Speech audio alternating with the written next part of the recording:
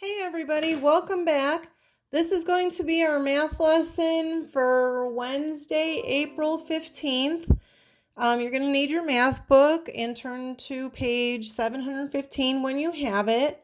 I think this is going to be another easy math lesson for you guys. However, this is something we have not had before. This is where we're going to, it says draw and analyze line plots. Okay, so right here on page 715, they gave you the definition. It says a line plot uses x's above our number line to show how often data values occur. Now, I remember you guys playing Prodigy, and in the computer lab, I remember you guys working with line plots. So that's why I think you guys will be able to get this with no problem. All right, so again, this is going to be data that's given on a graph or chart with a title. So in the upper right hand corner, you can see that we have a spinner with numbers 0 all the way up to 4. And so Albert spun the spinner and he kept track of how many times he landed on each number. Okay, and that was recorded in the box. Okay, so he wanted to track that information on a number line, and so he took that information and used a line plot to see how many times he spun and came up with, let's say, for example, number 2 or 3 or 4. All right, so he drew a number line, and on the left it says 0, and then it goes all the way up to 4, and that represents each number on the spinner. And he kept track probably on a sheet of paper, and on that sheet of paper, he went back and counted how many times he landed on 0, how many times he landed on 1 and 2 and 3 and so forth.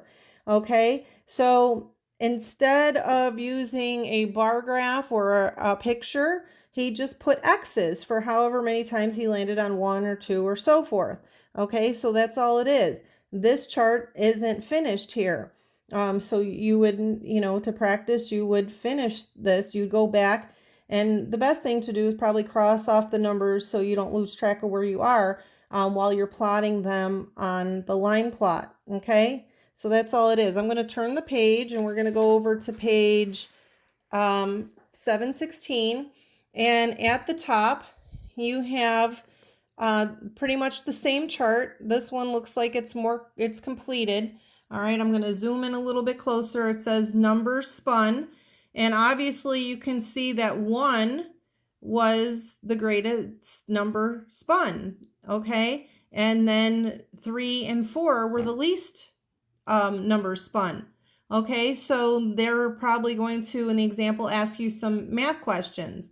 And you're going to use the chart to answer the questions. Find the numbers spun least often, what numbers were spun, how many times were each number of these numbers spun. So you just answer the questions based on the information on the line plot, okay? So once again, if I zoom out a little bit, we're going to go to the bottom of the page with the guided practice. You're going to use one chart or graph or, to take that information and use it for the line plot. So here we kind of have a tally chart, and it tells you, this title says letters and siblings names. All right, so you would take this information, these are tallies, and put X's. So let's do the first one together. So letters and siblings names. There are 2 numbers. Number 2 occurs 1 time. So we're going to put an X above the 2.